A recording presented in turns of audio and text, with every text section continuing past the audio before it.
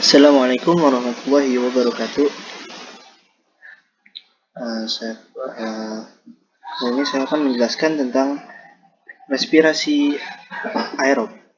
Respirasi aerob. Dari pengertiannya, respirasi aerob adalah proses respirasi yang membutuhkan oksigen bebas.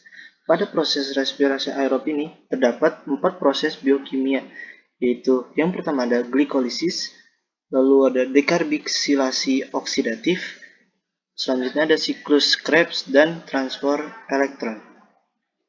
Masuk ke glikolisis. Glikolisis merupakan proses awal dari respirasi aerob maupun anaerob. Di dalam glikolisis terjadi proses pemecahan glukosa menjadi senyawa-senyawa yang lebih sederhana, dan proses ini berlangsung di dalam sitosol atau sitoplasma. Bisa dilihat dari gambarnya. Glikolisis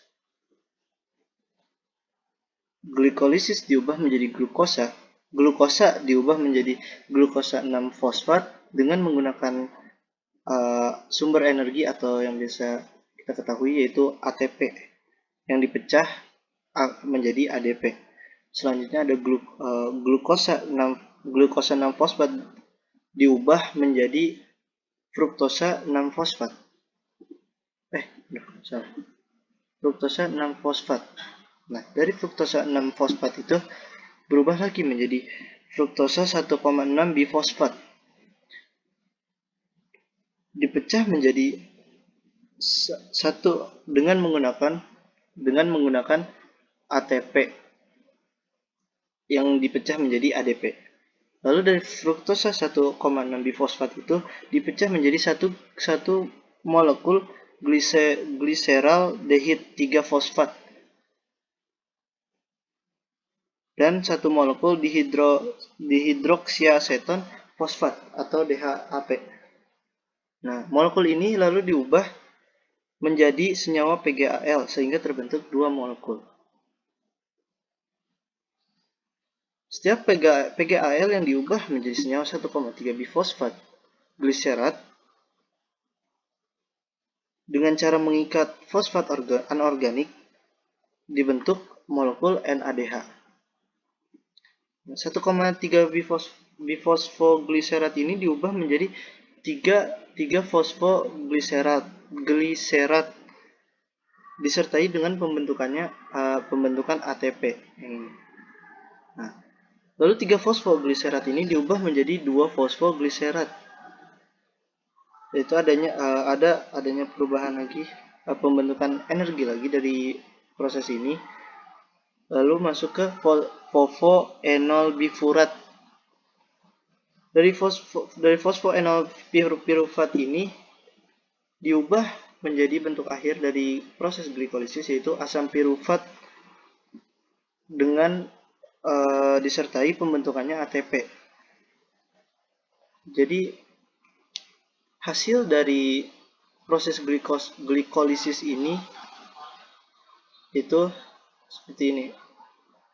Reaksinya glukosa ditambah 2 ATP atau energi, maka akan menghasilkan 2 asam pirufat, 2 NADH, dan 2 ATP. ATP-nya balik lagi. Masuk ke proses selanjutnya, yaitu dekarboksilasi oksidatif. Asam pirufat yang tadi dihasilkan melalui proses glikolisis yang masuk ke dalam mitokondria akan diubah menjadi senyawa asetil koenzim A atau asetil CoA melalui proses ini, dekarboksilasi oksidatif. Selain itu akan dihasilkan juga molekul CO2 dan NADH dari proses ini. Nah, ini prosesnya dari asam pirufat. Asam pirufat melepaskan gugus karboksilat CO-min yang kemudian diubah menjadi CO2. Lalu sisa atom C dalam bentuk CH3 COO- akan mentransfer kelebihan elektronnya pada molekul NAD+, sehingga terbentuknya NADH. Lalu CH3 COO- berubah menjadi asetat. Koenzim A yang ini akan berikatan dengan asetat untuk membentuk asetil koenzim A atau asetil-CoA. Hasil dari proses ini yaitu ini adalah reaksinya, bentuk reaksinya. Dua asam pirufat yang karena asam pirufat yang dihasilkan melalui proses glikolisis ada 2, maka hasilnya juga ini dikali 2. Jadi ada 2 asam pirufat ditambah 2 koenzim A akan menghasilkan, setelah bereaksi akan menghasilkan 2 asetil-CoA ditambah 2 karbon dioksida dan 2 NADH. Proses ini tidak menghasilkan energi. Selanjutnya masuk ke tahap ketiga yaitu siklus Krebs. Asetil-CoA yang telah dihasilkan melalui proses DO tadi merupakan senyawa yang diperlukan untuk berlangsungnya siklus Krebs. Siklus ini berlangsung di dalam matriks mitokondria. Ini adalah gambar proses dari siklus Krebs. Pertama, asetil-CoA. Asetil-CoA ini berikatan dengan asam oksaloasetat, lalu membentuk asam sitrat. Lalu asam sitrat ini kemudian diubah menjadi asam isositrat. Nah, asam isositrat yang telah terbentuk ini lalu diubah menjadi asam ketoglutarat dengan melepaskan CO2 dan dibentuk NADH. Dari asam ketoglutarat ini lalu diubah menjadi suksinil CoA. Dalam proses ini adanya pelepasan CO2 dan pembentukan NADH juga. Lalu setelah ini dibentuknya suksinil CoA, terbentuk suksinil CoA. Suksinil CoA yang telah dibentuk ini selanjutnya akan diubah menjadi asam suksinat. Dalam reaksi ini dihasilkan GTP yang kemudian diubah menjadi ATP. Asam suksinat diubah menjadi fumarat dan menghasilkan senyawa FADH2. Asam fumarat ini lalu diubah menjadi asam malat yang dilakukan dengan penambahan H2O atau air. Dari asam malat ini lalu diubah menjadi asam oksaloasetat kembali dan menghasilkan senyawa NADH, lalu berputar kembali.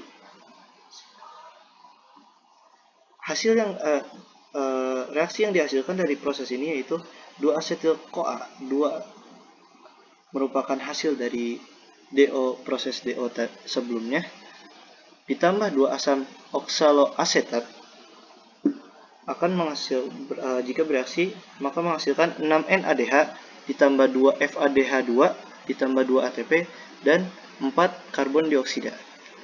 Dan proses yang terakhir yaitu transport elektron. Transport elektron ini merupakan tahap akhir dari proses respirasi aerob.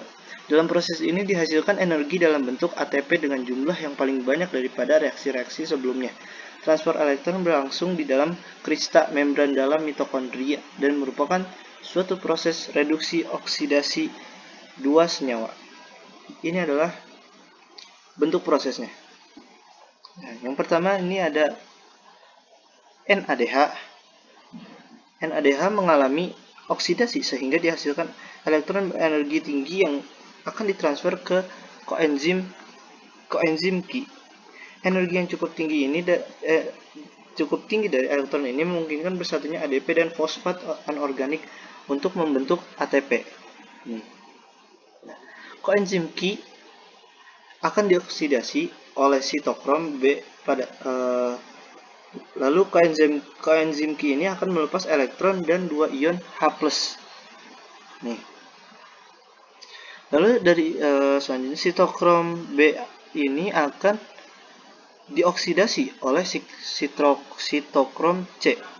Pada tahap ini energi yang dihasilkan cukup tinggi sehingga terjadinya penyatuan ADP dan fosfat anorganik menjadi ATP. Lalu sitokrom C ini akan mereduksi sitokrom A. Sitokrom A ini akan mengoksidasi sitokrom A3 dan terjadinya penyatuan ADP dan fosfat organik sehingga terbentuknya ATP. Lalu sitokrom A3 ini akan dioksidasi oleh sebuah atom oksigen. Setelah menerima elektron dari sitokrom A, oksigen akan bergabung dengan ion H+, sehingga terbentuk molekul H2O atau air. Oksigen di sini berperan sebagai akseptor terakhir ion H+. Lalu, dari proses transfer elektron yang diawali dengan oksidasi NADH, akan diperoleh 3 ATP dan 1 H2O. Ini 1, 2, 3, dan H2O, 1 H2O. Hal yang sama juga terjadi pada FADH. Energi yang dihasilkan saat oksidasi FADH tidak cukup tinggi untuk membentuk ATP. Oleh sebab itu, proses transfer elektron yang berawal dari oksidasi FADH hanya memperoleh 2 ATP dan 1 H2O. Nah, jadi hasilnya oksidasi dari 1 NADH akan menghasilkan 3 ATP, sedangkan oksidasi dari 1 FADH2 akan menghasilkan 2 ATP. Jika direaksikan maka seperti ini, 10 NADH ditambah plus 5 oksigen akan menghasilkan 10 NAD plus ditambah 10 air ditambah 30 ATP. 2 FADH 2 plus oksigen akan menghasilkan 2 FAD plus ditambah 2 air plus 4 ATP. Jika ditotalkan, maka jumlah ATP dari seluruhnya di sini ada 34 ditambah 2 dari glikolisis ini, maka ditambah lagi sama siklus Krebs, maka total energi yang dihasilkan dari seluruh proses ini adalah 38 ATP. Sekian penjelasan dari proses respirasi aerob. Mohon maaf apabila ada yang salah atau masih ada yang kurang. Wabillahi taufiq wal hidayah. Wassalamualaikum warahmatullahi wabarakatuh.